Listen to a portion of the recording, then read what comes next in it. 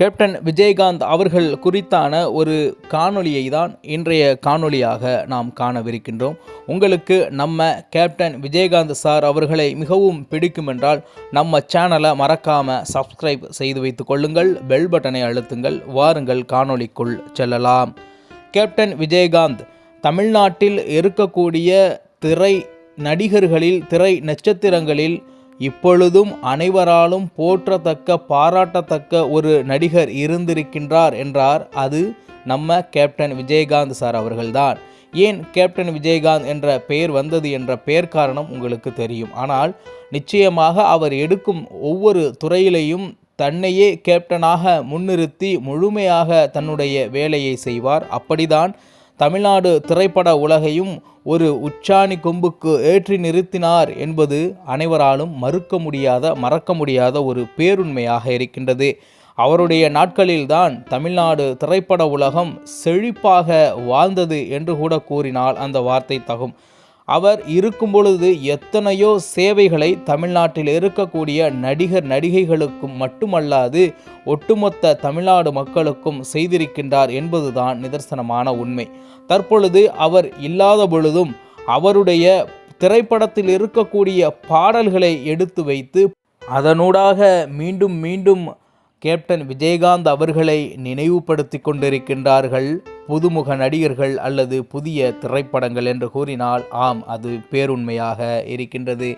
ஏனென்றால் விஜயகாந்த் அவர்கள் இருக்கும் பொழுது தன் கையால் எத்தனையோ பேருக்கு உதவி செய்திருப்பார், தன் வீட்டில் எத்தனையோ பேருக்கு உணவு அளித்திருப்பார். அவர் இறந்தும் அவருடைய பாடல் தற்பொழுது ஒரு மிகப்பெரிய ஹிட்டாகிறது. மேலும் அது இடம்பெறக்கூடிய திரைப்படங்களும் மிகப்பெரிய அளவில் ஓடுகின்றது.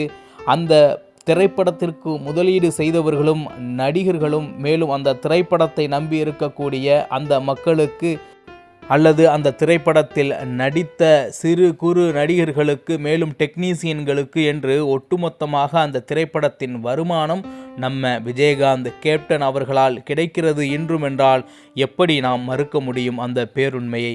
நிச்சயமாக கேப்டன் அவர்கள் வாழ்ந்ததும் சரி, கேப்டன் அவர்கள் திரைப்படங்களில் நடித்ததும் சரி, ஒரு மிகப்பெரிய ஒரு சகாப்தமாகவே தமிழ்நாடு மக்களாலும் மேலும் திரை உலகத்தினராலும் பார்க்கப்படுகிறது என்றால் ஆம், அதுதான் உண்மை. நடிகர் கேப்டன் விஜயகாந்த் அவர்கள் மேலும் தேமுதிக நிறுவனர் அவர்களுடைய திரைப்பட பாடல்களை தற்பொழுது புது படங்களில் வைப்பது ஒரு ட்ரெண்டாகவே மாறி வருகின்றது.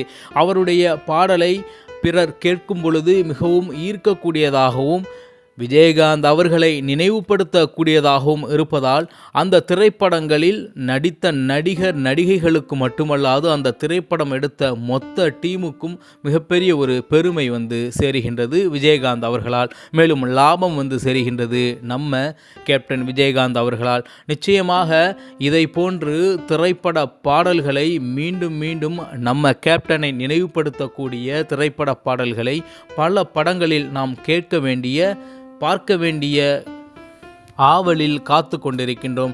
நிச்சயமாக விஜயகாந்த் அவர்களுடைய பாடல்கள் மட்டுமல்லாது திரைப்படங்களும் மீண்டும் தமிழ் சினிமா உலகில் தற்பொழுது ரீரிலீஸ் ஆவது போன்று பல திரையரங்குகளில் ரீரிலீஸ் ஆனால் நிச்சயமாக விஜயகாந்த் ரசிகர்கள் மட்டுமல்லாது கேப்டன் ரசிகர்கள், மேலும் தேமுதிக தொண்டர்கள் என்று அனைவரும் அதை சென்று பார்த்து ரசிப்பார்கள் என்பதுதான் நிதர்சனமான உண்மை.